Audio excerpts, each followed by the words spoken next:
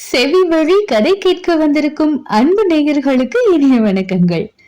எழிலன்பு audio novels சேனலுக்கு உங்களை அன்புடன் வரவேற்கும் நான் உங்கள் பிரீத்தி திலீபன். கதை கேட்போம், காதுகளுக்கு இனிமை சேர்ப்போம். இந்த ஆடியோ நாவல்ஸ் உங்களுக்கு பிடித்திருந்தால் லைக் பண்ணுங்க.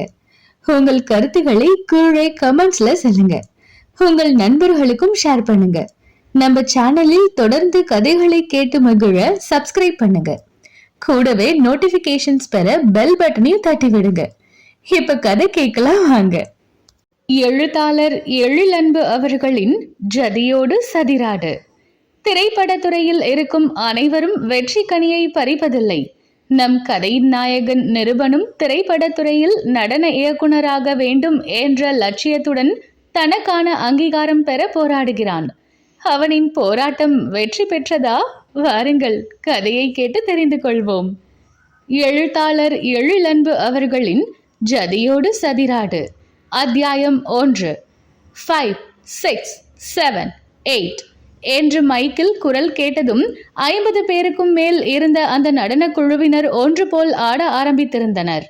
கேமராவின் முன்னால் படத்தின் நாயகனும் நாயகியும் லயத்திற்கு ஏற்ப ஆட, அவர்களுக்கு பின்னால் நடன குழுவின் கடைசி வரிசையில் ஆடிக்கொண்டு இருந்தான் நிருபன். அது ஒரு வேக ஆட்டமாக இருக்க கால்களை வேகமாக அசைத்து கொண்டு இருந்தான். அத்திரைப்படத்தின் நாயகன் நாயகியின் நடன அசைவுகளை நெருக்கமாகவும் நடன குழுவினரை கவர் செய்வது போலவும் கேமராவில் அந்த நடன காட்சியை பதிவு செய்து கொண்டு இருந்தனர். நிருபனின் கவனம் முழுவதும் நடனம் ஆடுவதில் இருக்க, அப்போது ஏதோ இடையூறு போல அவன் அருகில் ஆடிக்கொண்டிருந்த பெண்ணின் நடன அசைவில் ஜதி தப்புவது போல் உணர்ந்தான். ஆடிக்கொண்டே ஓர பார்வையாக பார்க்க, அவன் நினைத்தது சரிதான் என்பது போல் அவள் கால்களின் அசைவு எல்லோரையும் போல் இல்லாமல் தனித்து இருந்தது. ஹே மதனா, என்னடி பண்ற என்று பல்லை கடித்து கொண்டு சத்தம் எழுப்பாமல் கேட்டான். என்னடா என்று அந்த மதனா கேட்க, தப்பா ஸ்டெப்ஸ் போட்டுட்டு இருக்கடி, ஒழுங்கா ஸ்டெப்ஸ் போடு என்று கடிந்துவிட்டு அடுத்த நடன அசைவில் கவனத்தை வைத்தான். ஆனாலும் அடுத்த நடன அசைவிலும் அவள் அதே போல் தவறு செய்ய பக்கத்தில் இருந்தவனுக்கு கவனம் சிதறியது. ஹேய், மாஸ்டர் பார்த்தா உன்னை உப்பு கண்ட போட்டுருவாரு, ஒழுங்கா ஆடுடி என்று அவன் மீண்டும் அவளை எச்சரிக்கை செய்ய, கட் கட் என்ற குரல் கோபத்துடன் ஒலிக்க, ஆடிக்கொண்டிருந்த அனைவரும் அப்படியே நின்று விட்டிருந்தனர்.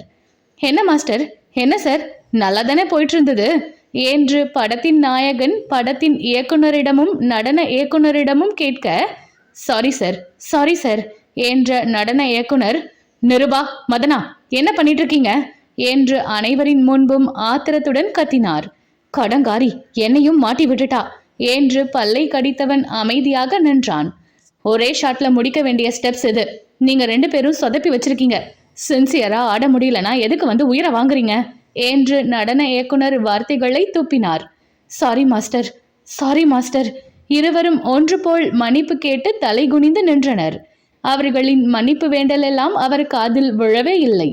சின்ன தவறை கூட பொறுக்க மாட்டார் அவர்களின் மாஸ்டர் சைலேஷ். என்ன தவறு விடுவார்கள், காய்ச்சி எடுக்கலாம் என்று கண்கொத்தி பாம்பாய் பார்த்து கொண்டே இருப்பார். சிறு தவறு நேர்ந்தாலும் அன்றைய அவரின் உணவே அவர்கள்தான். வார்த்தையால் கடித்து மென்று துப்பி விடுவார்.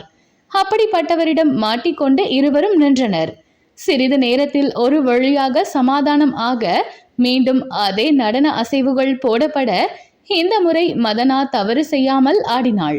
அந்த காட்சி எடுக்கப்பட்டதும் சிறிது நேரம் ஓய்வு இருக்க, மதனா ஆட்கள் பார்க்காதபடி ஓரமாக செல்ல, அவள் பின்னால் சென்ற நிருபன் அவள் கையை பிடித்து தன் பக்கம் திருப்பியவன் அவள் முகத்தை கூர்ந்து பார்த்தான். அவளின் சிவந்த நிறம் மேலும் சிவந்து இரத்த நிறம் கொண்டு இருக்க, அவளின் கண்கள் கலங்கி கண்ணீர் தேங்கி நின்றிருந்தது. உடலிலும் நிற்க வலு இல்லாதவள் போல் தொய்ந்து போயிருந்தாள். நினைச்சேன், மாஸ்டரை பத்தி தெரிஞ்சும் இவ ஏன் இப்படி தப்பு பண்றான்னு என்று சொல்லிக்கொண்டே அவளின் முன் மண்டியிட்டு அமர்ந்து அவளின் காலை ஆராய்ந்து பார்த்தான். எங்கடி வலிக்குது என்று கேட்டுக்கொண்டே அவளின் பாதங்களுக்கு மேல் தொட்டு பார்த்தான். சற்று முன் ஆடிய நடனத்திற்காக அடர் சிவப்பு நிறத்தில் மினுமினுக்கும் உடையை அணிந்திருந்தாள் மதனா. அதுவும் மிகவும் இறுக்கமான உடையாக இருந்தது. அவன் பாதத்திற்கு மேல் தொட்டதும், நிரு, வலிக்குது விடு, பல்லை கடித்து கொண்டு சத்தம் எழுப்பாமல் கத்தினாள். கால் பசகி இருக்கு, வலிக்காம என்ன செய்யும், எப்ப இருந்து இப்படி இருக்கு என்று கேட்டான். இன்னைக்கு போட்டது கஷ்டமான ஸ்டெப்புன்னு நேற்று ப்ராக்டிஸ் பண்ணும்போதே கால் சொடக்குன்னு சத்தம் வந்தது நிரு. வீட்டுக்கு போய் உடனே டாக்டரை பார்த்து பேண்டேஜ் போட்டேன். அப்புறம் எதுக்கடி அதை கழட்டின? போட்டிருக்க வேண்டியது தானே. இந்த ட்ரெஸ் தான் கீழே வர இருக்குல்ல என்று கடிந்து கொண்டான். பேண்டேஜோட ஆட முடியல நிரு. கால் வளைஞ்சு கொடுக்கல, அதான் கழட்டினேன். சாரிடா, நான் கால் வலியில சொதப்பியதை பார்த்து நீயும் மாஸ்டர் கிட்ட திட்டு வாங்கிட்ட. நீ சரியா தானே ஆடுன. என்னை மாட்டி விட்டுட்டு நீ தப்பிச்சிருக்க வேண்டியது தானே என்று கேட்டவளை முறைத்துவிட்டு, பேண்டேஜை எங்க வச்ச என்று கேட்டான். அவள் ஒரு திரை துணியை சுட்டி காட்ட அங்கே சென்று அவள் மறைத்து வைத்திருந்த பேண்டேஜ் துணியை எடுத்து வந்து மீண்டும் மண்டியிட்டு அமர்ந்து அவள் காலில் இறுக கட்ட ஆரம்பித்தான். குனிந்திருந்த அவன் தலையை ஆதுரத்துடன் பார்த்தவள் அவனின் அடர்ந்த சிகையில் கை வைத்தாள். நான் கேட்டதுக்கு பதில் சொல்லலையே நிரு என்று கேட்டாள். போடி லூசு, உன்னை மட்டும் மாட்டி விட்டுட்டு தப்பிக்க நீ மட்டுமா தப்பு செய்த? நானும் தான் தப்பு பண்ணினேன். கேமரா ஓடிட்டு இருக்கும்போது நான் பேசி இருக்க கூடாது. நீ சொதப்பியதில் கூட மாட்டியிருக்க மாட்ட. நான் பேசுனதுனால தான் மாட்டிக்கிட்டோம் என்றான். ஆமா, நீ பாட்டுக்கு ஆட வேண்டியது தானே, என்ன ஏன் கவனிச்ச? அவள் அவன் தோளில் தட்ட, போடி, டான்ஸ் ஆடும்போது யாராவது மிஸ்டேக் செய்தா அதுதான் முதல்ல என் கருத்துல படுது.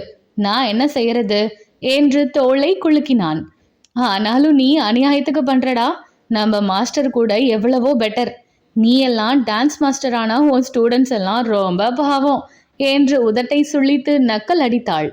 போடி அங்கிட்டு, நான் நாளைக்கு தான் டான்ஸ் மாஸ்டர் ஆகிட்டனாக்கும் என்று அவன் சலித்து கொள்ள, கண்டிப்பா ஆவடா நிரோ, நீ வேணா பாரு என்று நம்பிக்கையுடன் உரைத்தாள் மதனா. உதட்டை பிதுக்கி சலிப்பாக தோள்களை குலுக்கிவிட்டான் நிருபன். அவனின் சலிப்பிற்கும் காரணம் இருந்தது. இன்றோ நேற்றோ அந்த நடன குழுவில் இணைந்தவன் அல்ல அவன். 8 வருடங்களாக அந்த நடன குழுவில் இருக்கிறான். நிருபன் சிறு வயதிலிருந்து நடனத்தின் மீது அலாதி ஆர்வமுடையவன். வளர வளர அவனின் ஆர்வம் கூடியதே தவிர குறையவே இல்லை. நடனத்தில் இன்னும் என்னவெல்லாம் கற்றுக்கொள்ளலாம் என்று புது புது முறைகளையும் தேடி தேடி கற்றுக்கொண்டான். வளர்ந்து வாலிபனான போது தன் எதிர்காலம் என்னவாக இருக்க வேண்டும் என்ற தீர்மானத்திற்கு வந்தான். அவனின் லட்சியமே தான் திரைத்துறையில் சிறந்த நடன இயக்குனராக ஆக வேண்டும் என்பதுதான்.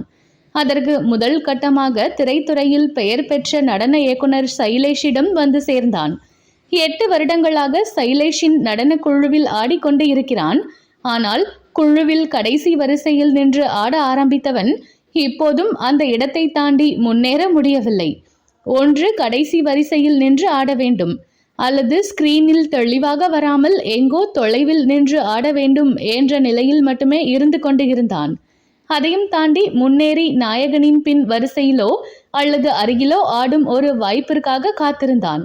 அதுவே இதுவரை நிறைவேறவில்லை எனும்போது நடன இயக்குனர் ஆகும் கனவு எப்போது நிறைவேறுமோ என்ற எண்ணம்தான் அவனுக்கு. வார்த்தையில் சலிப்பு இருந்தாலும் அவனின் தன்னம்பிக்கை குறையவில்லைதான். என்றாவது தன் லட்சியத்தை அடைந்தே தீர வேண்டும் என்ற விடாமுயற்சி அவனிடம் இருந்தது. 2 வருடங்களுக்கு முன் அவர்களின் நடன குழுவில் சேர்ந்தவள்தான் மதனா. ஒரே குழுவினர் என்பதையும் தாண்டி ஜோடியாக ஆட வேண்டிய சந்தர்ப்பங்களில் பெரும்பாலும் இருவரும் சேர்ந்து ஆட வேண்டிய சூழ்நிலை வர இருவருக்கும் இடையே நல்ல பழக்கமானது. உரிமையாக ஒருமையில் பேசுவதும் ஒருவரை பற்றி ஒருவர் புரிந்து கொள்வதும் அவர்களுக்குள் இயல்பானது.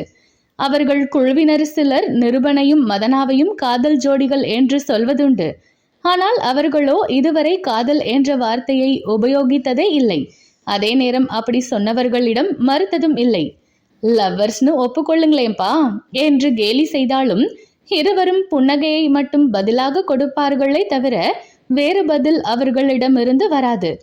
சரிடி, அடுத்த சீனுக்கு ட்ரெஸ் மாத்த போகணும், எல்லாரும் போயிட்டாங்க, நீயும் சீக்கிரம் போயிட்டு வா என்று நிருபன் சொல்ல, நீயும் ஓடு மேன் என்று சொல்லிவிட்டு திரும்பி நடக்க ஆரம்பித்தவளின் கரம் பற்றி நிறுத்தியவன், அடுத்த ஸ்டெப்ஸ் இன்னும் கஷ்டமா இருக்குமேடி, நீ ஆடிடுவியா, இல்ல மாஸ்டர் கிட்ட சொல்லி நான் ஏதாவது பண்ணட்டுமா என்று அக்கறையுடன் கேட்டான். ஹேய், பேசாம இருடா, இன்னைக்கு நாம ஏற்கனவே அவர்கிட்ட மாட்டிக்கிட்டோம். இப்ப போய் எக்ஸ்கியூஸ் கேட்டா அவ்வளவுதான், மனுஷன் பெறாண்டிடுவாரு. நான் சமாளிச்சுப்பேன், நீ போ என்று புன்னகையுடன் சொல்லிவிட்டு உடை மாற்ற சென்றாள். என்ன மது, ஒரே ரொமான்ஸ் போல என்று கண்ணை சிமிட்டியபடி வரவேற்றாள் குழுவில் இருந்த தோழி ஒருத்தி. ஆமா ஆமா, சார் அப்படியே மண்டி போட்டுல இவ முன்னாடி உட்கார்ந்திருந்தாரு. என்னடி மதனா, நிருபன் ப்ரப்போஸ் பண்ணிட்டானா என்று ஆவலுடன் கேட்டாள் இன்னொருத்தி. இன்னைக்கு ஸ்நாக்ஸா நான் தான் உங்களுக்கு கிடைச்சனா? உங்க மேக்கப் வேலையை பாருங்கடி என்று சிரித்து கொண்டே சொல்லிவிட்டு சென்று உடையை மாற்ற ஆரம்பித்தாள். இவ வாயவே திறக்க மாட்டாடி சுவி. 2 பேரும் கொஞ்சிக்குவாங்க. நாம அதை நட்புன்னு சொல்லணும்னு அம்மாவுக்கு எதிர்பார்ப்பு போல. இவெல்லாம் என்று அந்த பெண்கள் மதனாவை பற்றி பேச, அது எல்லாம் காதில் விழுந்தாலும் கூட அவளின் முகத்தில் ஒரு புன்னகை ஒட்டி கொண்டு இருந்ததே தவிர கோபமோ சுணக்கமோ இல்லை. உடையை மாற்றிவிட்டு அதற்கு தகுந்தாற்போல் மேக்கப் செய்து தயாராகி வெளியே சென்றபோது ஆண்கள் குழுவினரும் இன்னொரு பக்கம் தயாராகி இருந்தனர். அவள் வந்ததும் விறுவிறுவென்று அவளிடம் வந்த நிருபன், வலி ரொம்ப இல்லையடி மதனா என்று விசாரித்தான். நோ நிரு, இப்ப பரவாயில்ல. வலிக்கு டாக்டர் கொடுத்த மாத்திரை ஒன்று போட்டுட்டேன் என்றாள். நீ இந்த வலியோட கஷ்டப்பட வேண்டியதா இருக்கு. இன்னைக்கு ஆள் யாரும் குறையக்கூடாதுன்னு மாஸ்டர் வேற ஸ்ட்ரிக்டா சொல்லிட்டாரு என்று வருத்தப்பட்டான். அதனால தான் வலியை பொருட்படுத்தாம வந்தேன் நிரு. சின்ன தசப்பிடிப்பு தான், மேனேஜ் பண்ணிக்கலாம் என்றாள் சமாதானமாக. இதுவும் கூட லவ் இல்லைன்னு சொல்லிக்குவாங்கப்பா என்று அவர்களை தாண்டி சென்ற இருவர் கேலியாக சொல்லிவிட்டு செல்ல, நிருபனும் மதனாவும் ஒருவரை ஒருவர் பார்த்து புன்னகைத்து கொண்டனர். சரி பார்த்துக்கோ என்று அவளின் தோளில் தட்டி கொடுத்துவிட்டு ஆண்கள் குழுவில் இணைந்து கொண்டான். இப்போது ஆண்கள் ஹீரோ பக்கமும் பெண்கள் ஹீரோயின் பக்கமும் ஆட ஆரம்பித்திருந்தனர். அன்றைய படப்பிடிப்பு இடைவெளியில் எல்லாம் நிருபன் மதனாவை அக்கறையுடன் கவனித்து கொண்டே இருந்தான். நிரு, ரொம்ப பண்ணாதடா, அப்புறம் நம்ம குரூப் பசங்க இன்னும் பேச ஆரம்பிச்சிருவாங்க என்று மதனா ஒரு முறை சொல்ல, சொன்னா சொல்லிட்டு போறாங்க, போடி, அடுத்தவங்க என்ன செய்யறாங்கன்னு ஆராய்வதே அவங்களுக்கு வேலை என்று அலட்சியமாக சொல்லி சென்றான். அன்று மாலையும் நடன பதிவு நடந்து கொண்டிருக்கும் போது பெண்கள் ஓய்வில் இருக்க, ஆண்களுக்கு மட்டும் படப்பிடிப்பு நடந்து கொண்டிருந்த போது ஓரமாக அமர்ந்து வேடிக்கை பார்த்து கொண்டு இருந்தாள் மதனா. அப்போது ஆடிக்கொண்டிருந்த ஆண்களுக்கு இடையே சலசலவென்று ஏதோ சத்தம் கேட்டது. ஹீரோ ஏதோ சொல்லிக் கொண்டு இருக்க, நடன இயக்குனர் ஏதோ பேசிக்கொண்டு இருந்தார். ஹே மதனா, அங்க ஏதோ பிரச்சனை போல இருக்குடி, அவள் அருகில் அமர்ந்திருந்த ஒரு பெண் சொல்ல. அப்படிதான் தெரியுது, என்ன பிரச்சனையா இருக்கும் ரேணு என்று கேட்டாள். என்னன்னு தெரியலையே, இரு இன்னும் கொஞ்சம் பக்கத்துல போய் பார்த்துட்டு வரேன் என்று எழுந்து சென்றாள் ரேணு. சில நொடிகளில் வந்தவள், நம்ம குரூப் ஹரிதானே எப்பவும் ஹீரோ பக்கத்துல ஆடுவான், இன்னைக்கு ஏதோ 2 முறை தவறுதலா ஹீரோ மேல கால் பட்டுருச்சான். ஹீரோவுக்கு அது இரிட்டேட்டிங்கா இருக்கான். அவன் என் பக்கத்துல நின்று ஆடக்கூடாதுன்னு ஹீரோ சொல்றாராம். நம்ம மாஸ்டரும் ஹரியும் சாரி கேட்டும் ஹீரோ மலை இறங்க மாட்டேங்கிறாரு. அதான் என்ன செய்யறதுன்னு பேசிட்டு இருக்காங்க என்று தகவல் சொன்னாள். தெரியாம தானே பட்டிருக்கோம், அதுக்கு இப்படியா என்று மதனா அங்கலாய்ப்பாய் கேட்க, ஹீரோவாச்சே என்று ரேணு சலித்து கொண்டது போல் சொன்னாள். சிறிது நேரம் பேசி சமாளித்து கடைசியாக ஹீரோ பக்கத்தில் வேறு ஒருவரை ஆட வைக்கலாம் என்ற முடிவுக்கு வந்தனர். அவ்விஷயம் தெரிந்ததுமே மதனாவிடம் ஓர் ஆர்வம். நிருபனின் ஆசையில் ஒன்றாக அது நிறைவேற வேண்டும் என்று தனக்குள் கடவுளிடம் கோரிக்கை வைக்க ஆரம்பித்தாள். அவள் நடன இயக்குனரையும் நிருபனையும் ஆர்வமாக பார்த்து கொண்டு இருந்தாள்.